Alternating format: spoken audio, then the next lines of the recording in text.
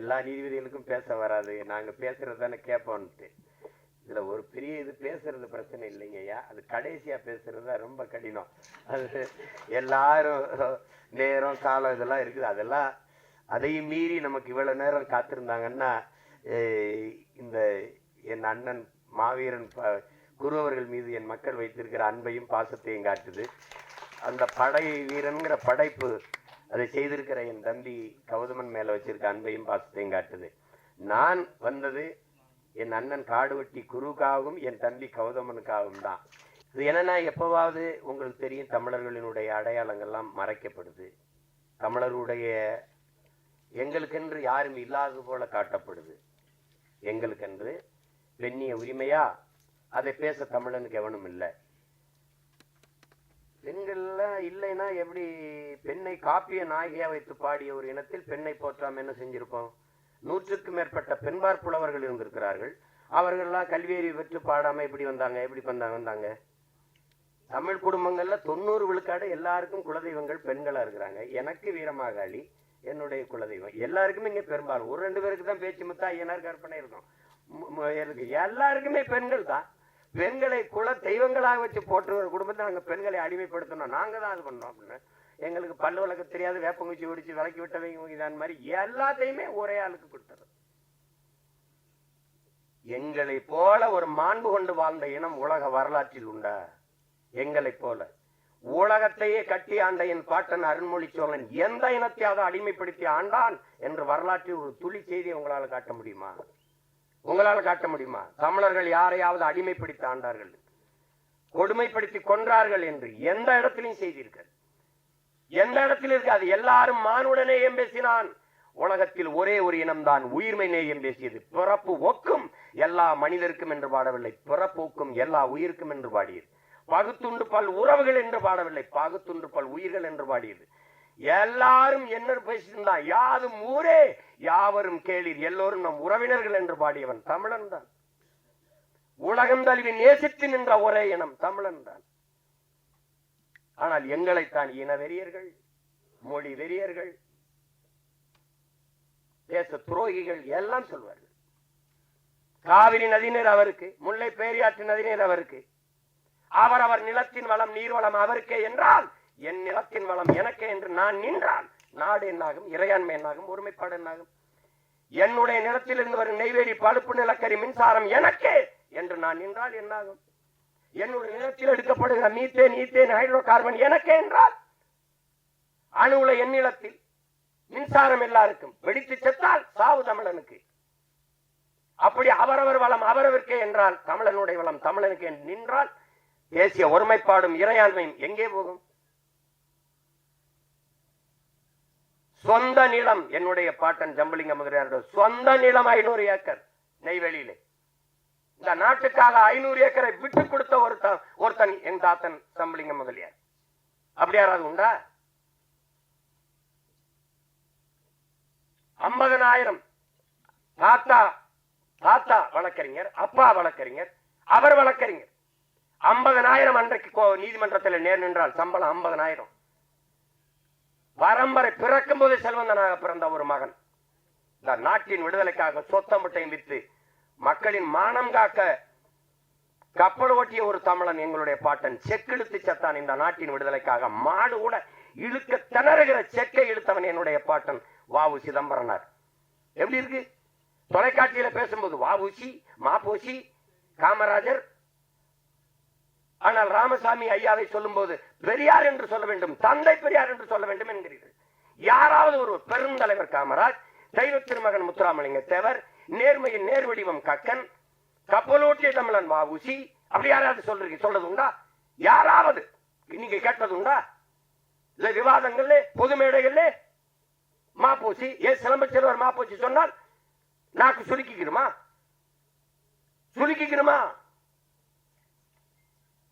நான்காம் தமிழ் சங்கம் தமிழ் வைத்தவன், கப்பல் ஓட்ட என் பாட்டனுக்கு 1 லட்சம் ரூபாய் அன்றைக்கு கொடையாக கொடுத்த கொடை வள்ளல் என் பாட்டன் பாண்டித்துறை தேவனுக்கு, வள்ளல் பாண்டித்துறை தேவனுக்கு சிலை எங்கே? ஒரு வளைவுல சுற்றுலா மரப்பாச்சி பொம்மை நெஞ்சு வச்சிருக்கான். பார்க்கும்போது நான் நெஞ்சு வெடிக்கும். ஒரு தமிழ் மகனுக்கும் அடையாளம் இல்லை, அழிக்கப்பட்டிருக்கான். அப்படி மறைக்கப்படக்கூடாது ஒரு மாவீரனின் வரலாறு, அழிக்கப்பட்டு விடக்கூடாது. இந்த வருங்கால தலைமுறைக்கு அவனுடைய வாழ்க்கை ஒரு பாடமாக படிப்படையாக இருக்க வேண்டும் என்பதற்காக படைக்கப்பட்ட ஒன்றுதான் படையாண்ட மாவீரா. அதை கவனத்தில் வைத்துக் கொள்ளணும். நீங்க பார்க்கிறது குருவை சாதி வெறியன் என்று, நாங்கள் பார்க்கிறது அவன் சமூக சமத்துவத்திற்கு போராடியவன் என்று. அதைத்தான் இந்த படம் போதிக்க போகிறது. நாங்கெல்லாம் போராடுகிற எங்கள் வளர்ச்சிக்கு எதிரானவன் என்றீங்க. சிப்காட் தொழிற்சாலைங்கிற தொழிற்சாலையின் முதலாளி யார்? தொழிற்சாலைக்குள்ள என்ன நடக்க போகுது? எது உற்பத்தி ஆக போகுது? அங்க வேலை யார்? முதலாளி யார்? வளர்ச்சிக்கு எதிரானவன். எது வளர்ச்சி? இங்கே மனித உழைப்பு மலிவா கிடைக்குது. நிலத்தடி நீர் எவ்வளவு வேணாலும் உறிஞ்சிக் கொள்ளலாம். விளைநிலங்களை எத்தனை ஆயிரம் ஏக்கர் வேணாலும் பறித்துக் கொடுக்க அதிகாரங்கள். உற்பத்தி செய்கிற பொருளை விரைந்து 8 வழிச்சாலை 4 வழிச்சாலை போடப்படுகிறது. தடையற்ற மின்சாரம் மக்களுக்கு அல்ல, தொழிற்சாலைகளுக்கு. அரை மணி நேரம் 1 மணி நேரம் அந்த மின்சாரம் தடைபட்டு உற்பத்தி இழப்பு ஏற்பட்டால் அந்த இழப்பை மத்திய மாநில அரசுகள் ஈடுகட்டும். புரிந்துணர்வு ஒப்பந்தம்.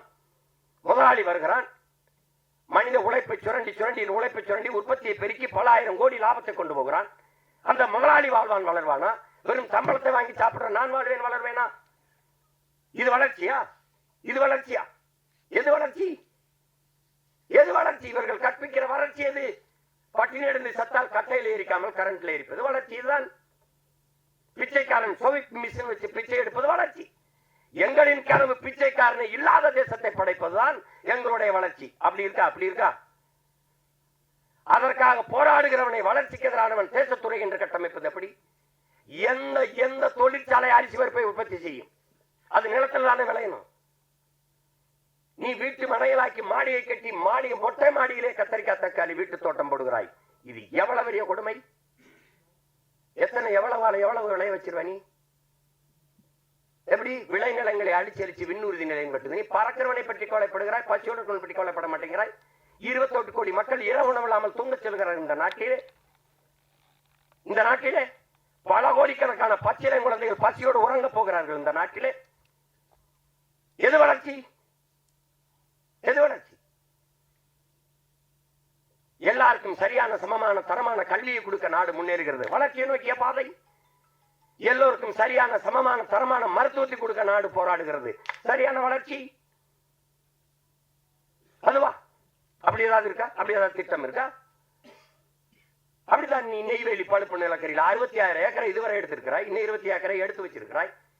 என் தாயின் ஈரக்குலை ஏன் இருக்கிறாய்?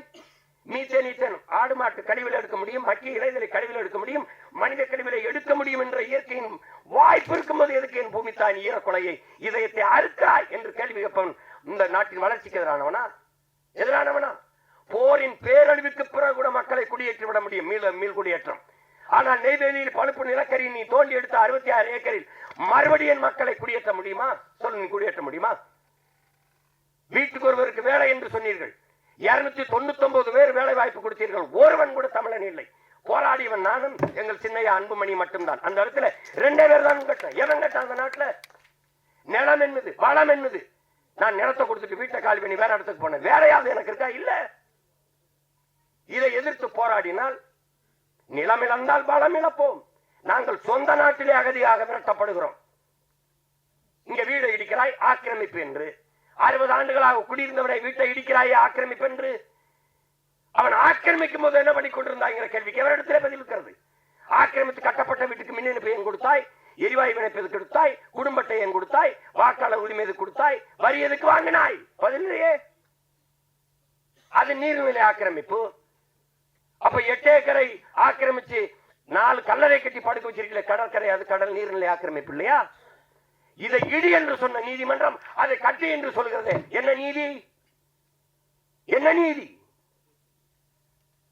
அறிவார்ந்த தமிழ் சமூக மக்களை எவராவது இயற்கையின் அருங்கொடை பள்ளிக்கரணை ஏரியை குப்பையை போட்டு மூடுவான், அது ஆக்கிரமிப்பு இல்லையா? இதை எதிர்த்து போராடினால் நீங்கள் என்ன வேணாலும் நிலைங்கள். இந்த நிலத்தின் வளத்தை, மக்களின் நலத்தை எவன் கெடுத்தாலும் நாங்கள் போராடுவோம். அந்த மரபில் எங்கள் முன்னத்தி ஏறான் என் அண்ணன் காடுவெட்டி குரு. அவன் தான் படையாண்ட மாவீரன். அப்படி போராடியவன் தான் அவன். எனக்கு பேரம் பேசலையா?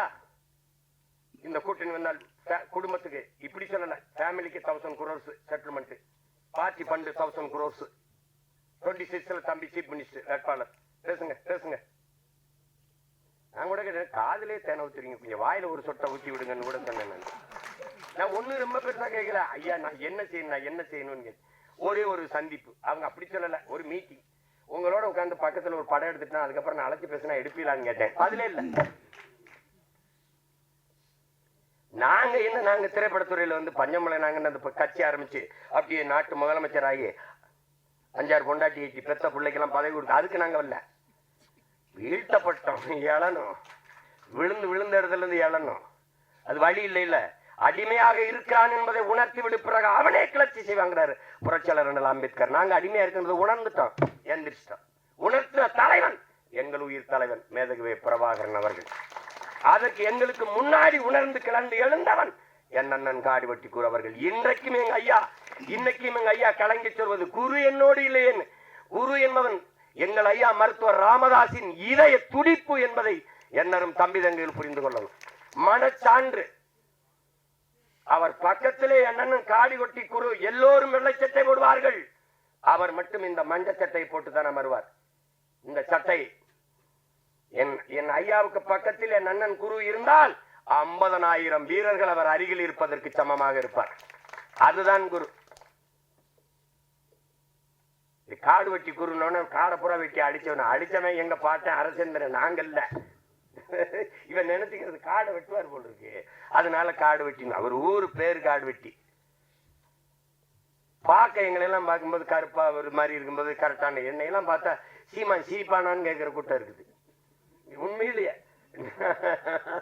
நாங்க உண்மையிலேயே என் சொந்தக்காரன் எங்க அண்ணன் பொண்ணு வீட்டுல உங்க சித்தப்பா சிரிப்பாரா அப்படின்னு. சித்தப்பா பெரிய சிரிப்பா போச்சு சித்தப்பா, என்ன நீங்க சிரிப்பீங்களான்னு கேட்கிறாங்க சித்தப்பா. அது மாதிரி பார்க்க அப்படி ஒரு கரடுமோட பெரிய ஆள் மாதிரி தெரியும். ரொம்ப மென்மையான இதயம் கொண்ட ஒரு மகன் என்னுடைய அண்ணன் காடுவெட்டி குரு அவர்கள்.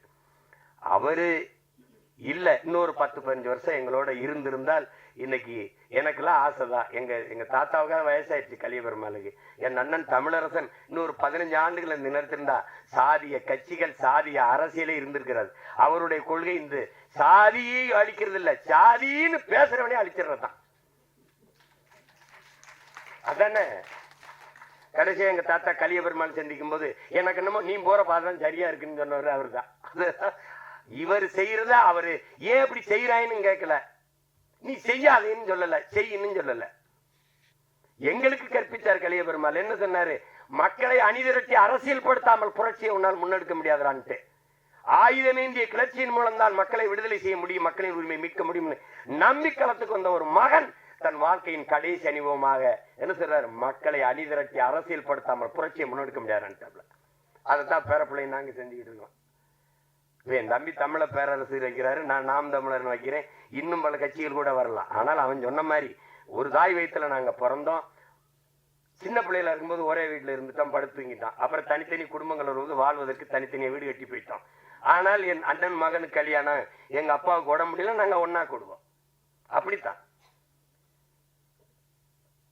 அதுல என்னுடைய தம்பியின் படைப்பு மிகுந்த பாராட்டுக்குரியதாக. அவன் சாதாரணமா எதையும் தொடமாட்டான், தொட்டால் அதுல தீவிரமாக ஈடுபட்டு சிறந்த படைப்பா கொண்டு வர அளவுக்கு ஒரு சிற்பி போல செதுக்குவான். அதான் என் தம்பியினுடைய சிறப்பு. அதிலே எங்களுக்கு பெருமைக்குரிய என் மகன் தமிழ், அவன் அவரது மாமனிதர்லேயே அவன் நடிப்பு மிகச் சிறப்பா இருந்தது. நான் பாராட்டினேன், ஒவ்வொரு தடவை அழைச்சி பேசுவேன். இந்தி இந்த 2ல் அவன் நடிப்பு பாராட்டினேன். நன்றி பெரியப்பான்னு சொல்லிட்டு இருப்பான்.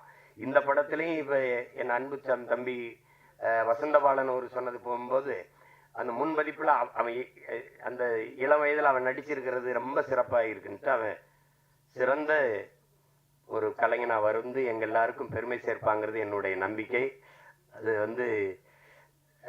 அவன் செய்வா. இன்னும் காலம் இருக்கு, நீ நம்பிக்கையோடு இரு. நமக்கான ஒரு காலம் வருது, நாம உருவாக்கி கொண்டிருக்கிறோம். ஏன்னா எங்களுக்கு கற்பித்த தலைவன் காலம் வரும் என்று காத்திருக்காதே, நமக்கான காலத்தை நாமே உருவாக்க வேண்டும் என்று கற்பித்தார். எல்லாரும் குளிர்ந்த நீரிலே நீந்தும் போது எங்கள் தலைவன் பிரபாகரன் நெருப்பு ஆற்றிலே நீந்தியவன். அதனால அப்படிப்பட்ட தலைவனின் பிள்ளைகள் நாங்கள். படையாண்ட மாவீரருக்கு தடை வருது, அது வருது, அதெல்லாம் இல்லை. எங்க கோட்பாட்டை தடை, அதை உடை. சிறை அதை நிறை. இதான் எங்க கோட்பாடு. வழக்கு இல்லை என்றால் விடியாது கிழக்கு. அப்படிதான் எனக்கு மட்டும் 260 வழக்கு இருக்குது. அதெல்லாம் ஒண்ணும் இல்ல. அது நான் கூட சொன்னேன், நாங்க அந்த நீதிமன்ற வாசல்ல அந்த கோழி குண்டை அடிச்சு பழகணும்ட்டு. அதுவும் சில நீதிபதிகளுக்கு திடீர்னு நம்ம மேல பாசம் வந்துடும், பார்க்கணும் வந்து நேர்நிக்க சொல்லிடுவாங்க. அப்ப காலையில சொல்லுவாங்க, காலையில இப்படி அப்படி போறது, அதிகாலையில உடனே போய் வர சொல்லு, எங்க ஒரு நாள் அவகாசம் கொடுங்க, நாளைக்கு வேற. இப்படிலாம் நடக்கும். இதுக்கெல்லாம் பார்க்க முடியுமா? உயிரையே கொடுத்த ஒரு இனத்துல நம்மை போராட்டம்ல ஒரு போராட்டம்ல ஒண்ணும் கிடையாது.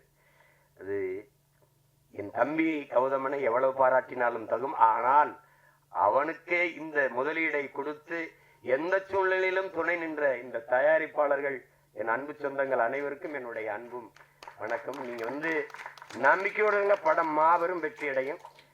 இந்த படத்தை தயாரித்ததில் உங்களுக்கு ஒரு பெருமையும் நிமிர்வும் உங்களுக்கு கிடைக்கும். அதுல அது ஒண்ணும் இல்ல. நீங்க எங்க அண்ணன் குருவுக்கு கொடுத்த காணிக்கை வச்சிருங்க, அப்படி நினைச்சுக்கிறீங்க. என்னுடைய அன்பான வேண்டுகோள், இப்ப எங்க அண்ணன் வி சேகர் எல்லாம் சொன்னாங்க, மிகச்சிறந்த படைப்பு. ஏன்னா KS கோபாலகிருஷ்ணன் நம்ம ஐயாவுக்கு பிறகு குடும்பமா உட்கார்ந்து படம் பார்க்கிற மாதிரி இன்னைக்கு எனக்கு வியப்பு. ஒரு மனிதன் எப்படி இப்படி திரைக்கதை வச்சு உரையாடல் எழுதுறாருன்னு KS கோபாலகிருஷ்ணன் ஐயா படத்தை பார்த்தா எனக்கு தோணும். அதுக்கப்புறம் எங்க அண்ணன் வி சேகர் அவர்கள் படத்தை பார்த்தாதான் ஒரு இயல்பான நடுத்தர வர்க்கத்தினுடைய வாழ்க்கையை எடுக்கிறதுக்கு இன்னைக்கு ஆள் இல்லை. ஐயா விசு அவர்கள் எடுத்தார்கள், அவர்கள் வேற வாழ்க்கை முறையை எடுத்து வந்தாங்க. அதுக்கு இணைய எங்க அண்ணன் எடுத்தாங்க. அதுல ஒன்னா இருக்க கத்துக்கணும்ல, அதை விடலாம் ஒரு முற்போக்கு புரட்சிகரமான கருத்துக்களை அதுல எங்க அண்ணன் கவுண்டமணி அண்ணனுடைய கதாபாத்திரம்லாம் ரொம்ப அருமையா இருக்கும். விரல் கத்த வீக்கம், ஒன்னா இருக்க கத்துக்கணும், இதெல்லாம் சிறந்த படைப்பு. இன்னும் பெரிய வருத்தம், அவங்க படைப்பை நிறுத்திட்டது. எங்க அண்ணன் சிவசக்தி பாண்டியன் எவ்வளவு சிறந்த படங்களை தயாரித்தார், புதிய இயக்குனருக்கு வாய்ப்பு கொடுத்தார். நான்லாம் ஒரு தடவை அண்ணன் கதை சொன்னேன். இந்த கதையை சரி யார் கதாநாயகன் யாருன்னு தான் கேட்டார். ஒழிய இந்த கதை அப்படி இருக்கு இப்படி இருக்கு. அப்படி ஒரு தயாரிப்பாளர் எங்க அண்ணன். அவரெல்லாம் தயவு செய்து படங்களை மறுபடியும் தயாரிக்கணும். இப்ப எந்த சங்கத்துல யார் எப்படி என்ன பண்றாங்கன்னு தெரியாத ஒரு குழப்பம் இருக்கு. முன்னாடிலாம் சொல்லுவாங்க தங்கம் செய்யாதது சங்கம் செய்யும்னு. இப்ப சங்கங்களே அங்கங்கங்களா பிரிஞ்சு கிடக்கிறதுனால எதையும் சாதிக்க முடியாம இருக்குது. விரைவில் நம்ம எல்லாவற்றையும் பாதுகாக்கிற ஒரு நல்ல அரசை நாம் எல்லோரும் சேர்ந்து நிறுவ வேண்டும். அது என்னுடைய அண்ணன் காடுவெட்டி குரு அவர்களுடைய இலக்கும் அதுதான். நாங்கள் பேசியதல்ல. எங்க அண்ணன் உமாதேவன் கூட சொல்றாங்க, உமாதேவன் அவர்கள் தமிழ்நாட்டை தமிழன் ஆனணுங்கிறது. இது எவ்வளவு பெரிய குற்ற சொல்லாவும் குற்ற செயலாவும் பார்க்கப்படுது பாருங்க. எல்லாரும் தனித்தனியா வீடு கட்டி குடியேறி போயிட்டான். ஆனா என் வீட்டுல எல்லாரும் சேர்ந்து குடி கும்மி அடிச்சுட்டு இருக்கான். ஆளாளுக்கு ஒரு லட்டை விட்டிட்டு போயிட்டீங்க, ஏன் லட்டை மட்டும் நொறுக்கி எல்லாரும் சாப்பிடுறான்.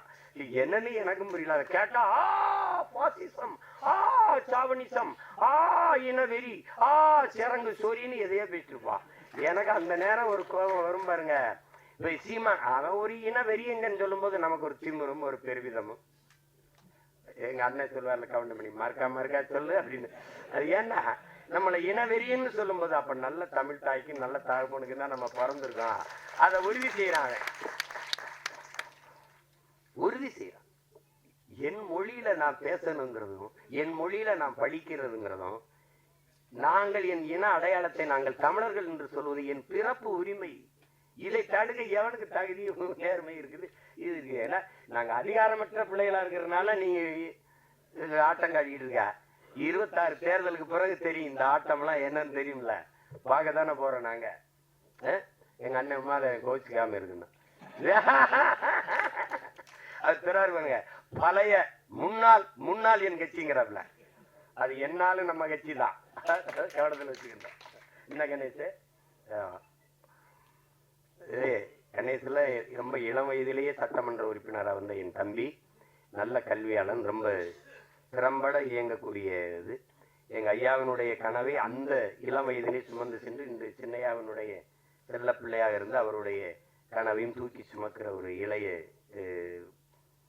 அரசியல் தலைமை. அவருக்கு என்னுடைய அன்பும் வாழ்த்துக்களும்.